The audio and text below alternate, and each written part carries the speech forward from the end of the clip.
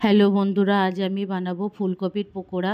প্রথমে একটা ফুলকপি নিলাম বন্ধুরা, সেটা চাকু দিয়ে মাঝখান দিয়ে কেটে নিলাম।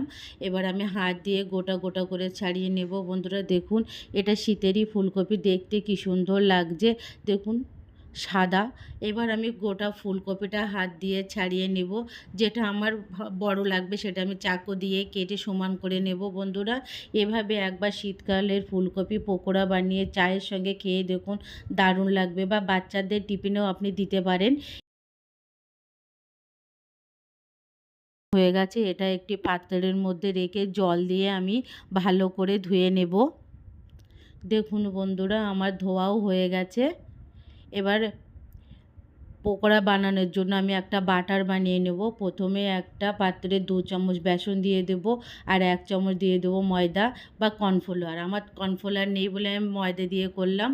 পরিমাণ মতো লঙ্কা গুঁড়ো, হলুদ গুঁড়ো, গরম মশলার গুঁড়ো, আর 1 চামচ টমেটো কেচাপ। বন্ধুরা, এই টমেটো কেচাপ দিলে কালারটাও ভালো আসে আর খেতেও দারুণ লাগে। এবার আমি অল্প অল্প করে জল দিয়ে বাটারটা মাখিয়ে নেব বন্ধুরা।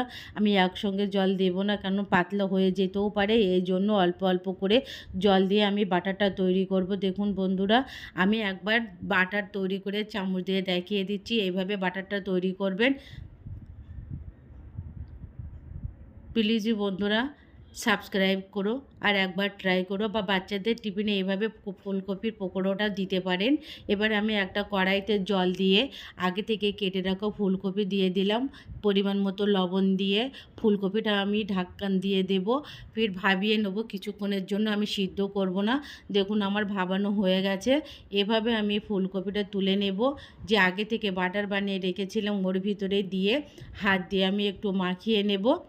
মাখিয়ে নেওয়ার পরে আমি কড়াইতে তেল দিয়ে দেব। তেল দেওয়ার পরে আমি এক এক করে ফুলকপির পকোড়াগুলো ছেড়ে দেব তেলের ভিতরে দিয়ে। দেখুন বন্ধুরা, আমার পুরো কপিটাই দেওয়া হয়ে গেছে। এবার আমি এপিট ওপিট করে লাল লাল করে ভেজে নেব। দেখুন বন্ধুরা, দেখতে কী সুন্দর লাগছে, তার চেয়েও খেতেও দারুণ লাগে বন্ধুরা। একবার ট্রাই করো।